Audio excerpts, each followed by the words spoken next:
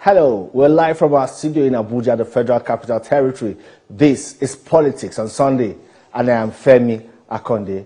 Today we'll be looking at the just concluded 66th ECOWAS Ordinary Summit that just ended in Abuja. Well, it's the end of an era for the Republic of Niger, Mali, and Burkina Faso, as the economic community of West African states recognizes their decision to pull out of the regional bloc due to what they say it's some irreconcilable differences. The three countries members of the regional bloc from January next year, but they still have a grace of 6 months to reconsider. Alieu Toure, president of ECOWAS Commission, made the announcement during the 66th ordinary session of heads of state and government in Abuja. Toure set the country's exit at January 29, 2025 to July 29, 2025. The ECOWAS president said the time frame would allow for last mediations and any diplomatic interventions. Alieu Toure, president of ECOWAS Commission, made the announcement at the just concluded 66th ordinary session of heads of state and government, which was held at the banquet hall of the presidential villa in Abuja. Let's hear Alieu Toure make that announcement, where he declared that the commission will recognizes Niger, Mali, and Burkina Faso's decision to pull out of the regional bloc. The authority takes note of the notification by Burkina Faso, Republic of Mali, and the Republic of Niger of their decision to withdraw from ECOWAS. The authority acknowledges that in accordance with the provisions of Article 91 of the revised ECOWAS Treaty, the three countries will officially cease to be members of ECOWAS from 29 January 2025. The authority decides to set the period from 29 January 2025 to 29 July 2025 as a transitional period and to keep ECOWAS doors open to the three countries during the transition period. In this regard, the authority extends the mandate of President Faure Gnassingbé of Togo, and President Diomaye Diakhar Faye of Senegal to continue their mediation role up to the end of the transition period to bring the three member countries back to ECOWAS. Without prejudice to the spirit of the opening, the authority directs the President of the Commission to launch withdrawal formalities after the deadline of 29 January 2025 and to draw up a contingency plan covering various areas. The authority directs the Council of Ministers to convene an extraordinary session during the second quarter of 2025 to consider and adopt both separation modalities and the contingency plan covering political and economic relations between ECOWAS and the Republic of Niger. It underscores the strength of our collective resolve to address the pressing challenges facing our region.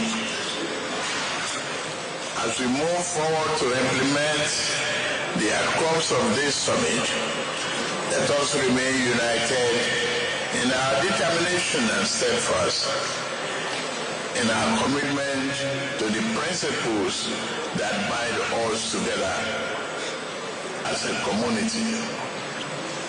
I call on all member states to redouble their efforts in ensuring that decision reached here translates into tangible benefit for our citizens.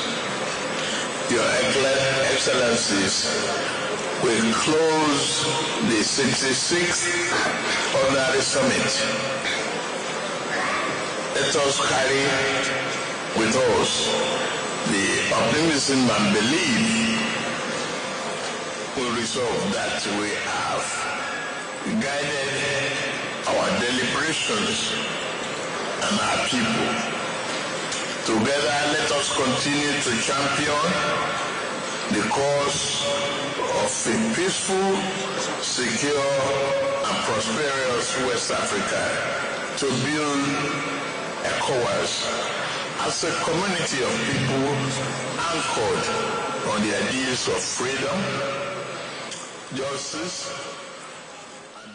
Well, that's the breaking news coming out of the 66th ordinary session of the ECOWAS heads of state and government. Mali, Republic of Niger, and Burkina Faso are on their way out of the regional bloc. Well, according to Article 91 of the ECOWAS Treaty of 1975, it requires that member states willing or that wish to withdraw from the regional bloc must give the executive secretary a written notice of 1 year. I know these countries that want to exit ECOWAS have followed the procedure.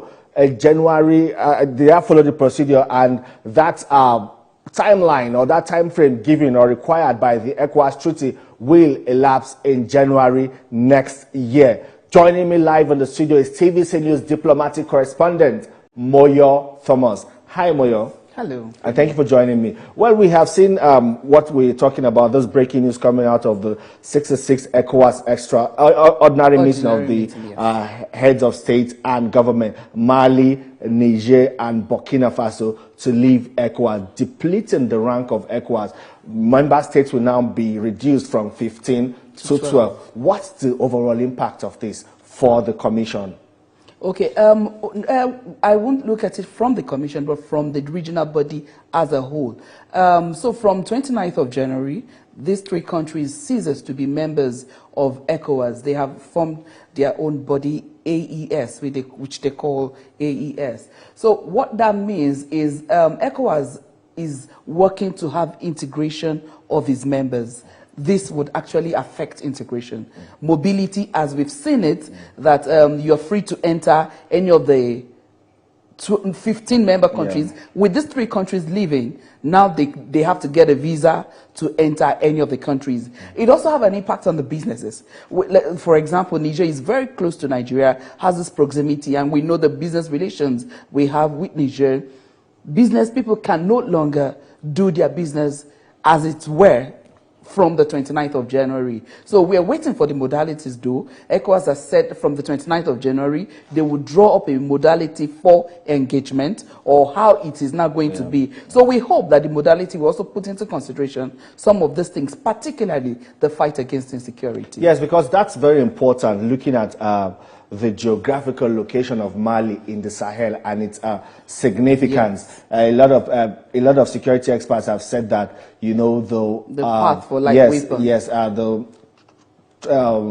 movement of light weapons, actually those coming from up Libya and some of those Sahel countries, will usually pass through Mali to get to West Africa. And ECOWAS, you know, as Mali being an ECOWAS country, Mali has been able to use that membership of, ECOWAS has been able to use Mali's membership to hold on or control, you know, the movement of small and light weapons. But this will really impact security in the region. And we have also seen that it's kind of, it was a tightrope for President Bola Tinubu as chairman of the Authority of Heads of State and Government, because it appears as if any decision ECOWAS takes as a body is usually interpreted to mean his own personal decision as president of Nigeria, forgetting that, you know, he's in another capacity there, and really his decision is not the ultimate, is not final. It still has to consult with member countries who will then reach a consensus before their decision is then announced. But let's talk about, you know, the sample I've again said is like deja vu. ECOWAS was formed in Nigeria in 1975, and now the acknowledgement of ECOWAS to allow Niger, Mali, and Burkina Faso exit is also happening in Nigeria this time around, with President Bola Tinubu sitting as chair. But again, if you look at the contribution of Mali, Niger, and Burkina Faso to trade from West Africa to the rest of the world, it's not that significant. Exiting ECOWAS, won't it mean isolation for these three countries? It is isolation, actually. ECOWAS described it as isolation, and that on all diplomatic fronts, it is not going to be in favor of these three countries. 3 is a small figure when we talk about the whole world and the desire to have things done, the desire to have relationship or to get things from other countries. You need that force of power, and that is what they will not have with their pulling out. And then talking about the Mali, as you mentioned earlier, that path of Mali, it was also a question we asked the president of ECOWAS as this summit ended. Border security is a very important aspect of ECOWAS. It is what ECOWAS is known for. So what happens now to border security if these three countries pulls out? And then President Omar Aliyu Toure made it clear that collaboration will continue no matter what happens. Collaboration with these three countries will continue, and the contingency plan would contain modalities of how they will continue to fight insecurity. Insecurity in these three countries are still very serious, so they need. I wonder how they will. And they are one of the poorest countries, and they are among the poorest countries in the world. Yeah, even in the region. So they need the support of ECOWAS. So I hope they would also reconsider. July 29 is a long time to come. I hope with this opportunity, this window that ECOWAS has opened for them, I hope they would reconsider. But let's look at how we got here now. You know, there was an unconstitutional change of government in these states, and ECOWAS decided to wield the big stick that it's enough. We've had enough of all of these undemocratic change of regimes of government, and wanted a return to constitutional democracy.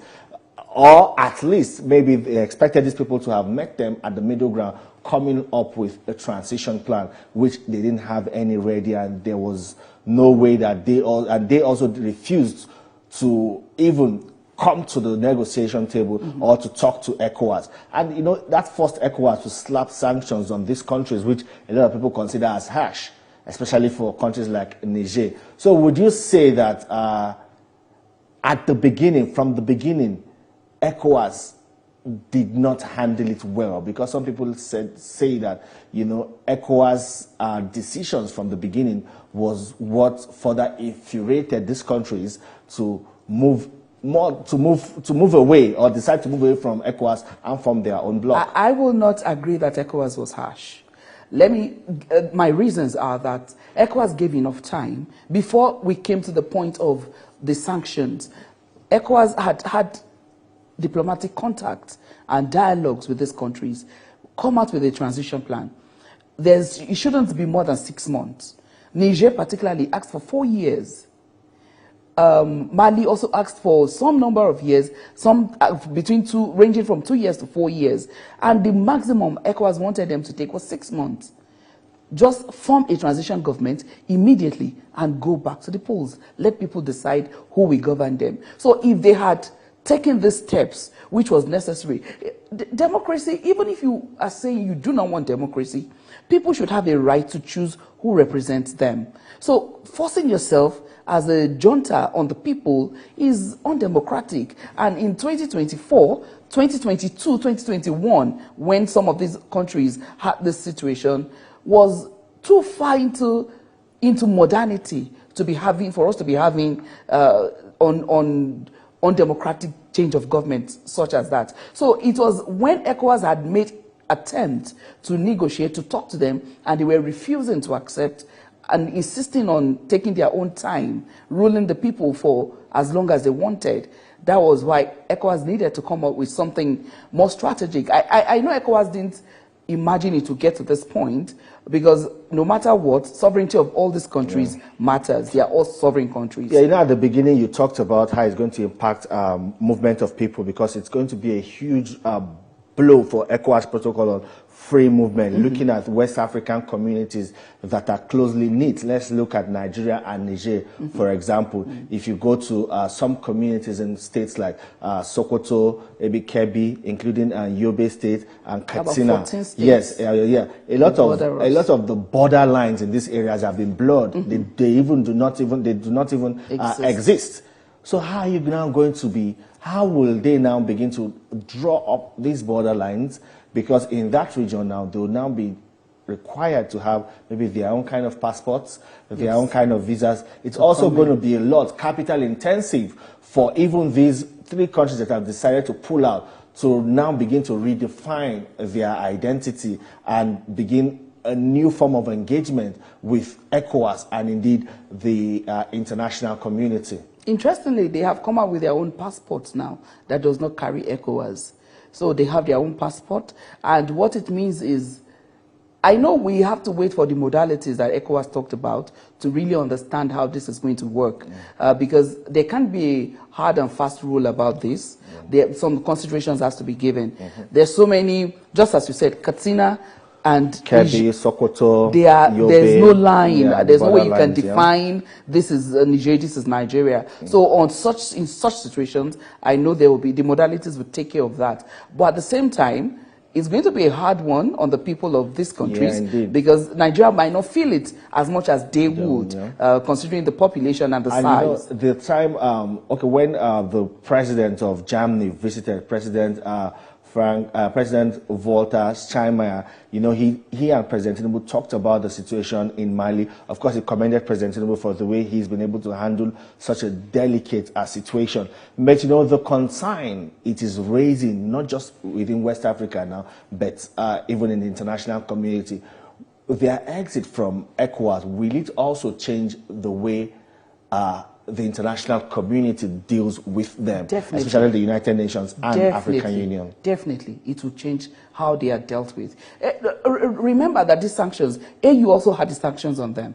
So it's not just ECOWAS that is putting these sanctions in place. And a lot of these countries don't deal with military heads. Most of them do not want to have anything to do with military. So what are they banking on? Are they building new alliances? That is the thing within themselves, they have the alliance. And at the moment, we heard that they have an alliance with Russia, not confirmed, but I guess they will be banking on that. And we know that they're also having transactions with China.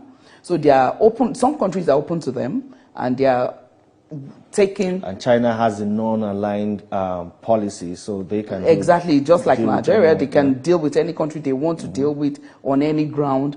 But then, there's a bigger picture that I think these three countries should be looking at, that they are not, I think they are not seeing at the moment. They need to look at the bigger picture. The world is larger than just the three of them, or just these three, the way they want to box themselves up. ECOWAS is a platform they need. It's the most formidable regional body in Africa. Not just even in Africa, apart from EU, ECOWAS is one of the strongest regional body. So they need ECOWAS. Whatever they think they don't need now, they will realize it's less than a year if they eventually withdraw. The political will shown by the authority of heads of state and government has been minimal. Looking at their contribution, financial contribution, and meeting their financial obligations. Until just yesterday or so, we had Nigeria, for the first time in 19 years, paid 100%.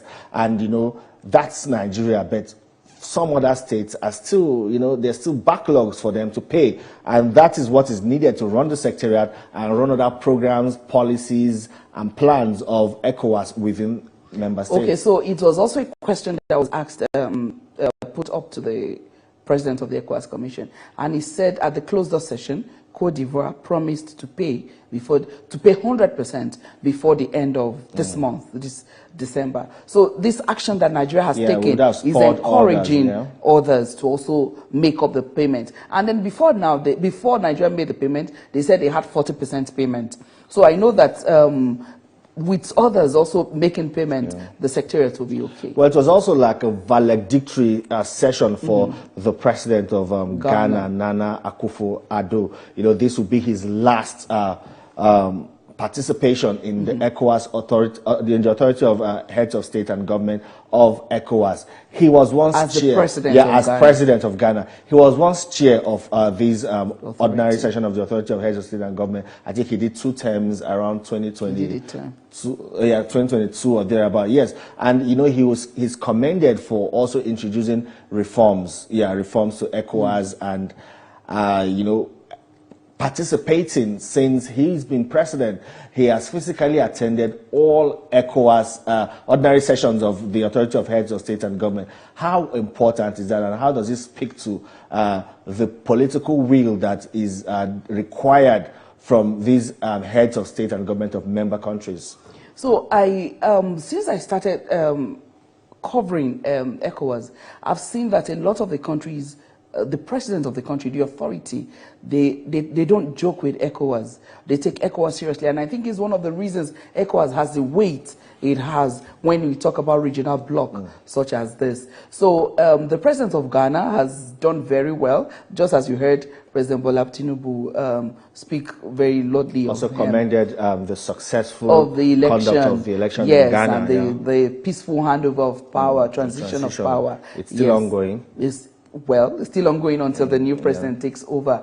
So it's really a good thing. And it also speaks to the incoming president. We have Cote d'Ivoire is also going through election next year. They would also have a change of government. So it's an example to anybody vying to be a president of any of the West African countries. ECOWAS is an important element in your assignment. And ECOWAS message is also now very clear that the commission or the body, the regional bloc, does not tolerate undemocratic change of government. So with the example of Niger, Burkina Faso and Mali, you know, ECOWAS now allowing them to exit and insisting on democratic governance, that would also be a deterrent to other people considering. Okay, so we also shouldn't forget that currently there are 4 countries in West Africa that has a military head. Guinea still has a military head, but ECOWAS is not strict on them because they have come out with a transition plan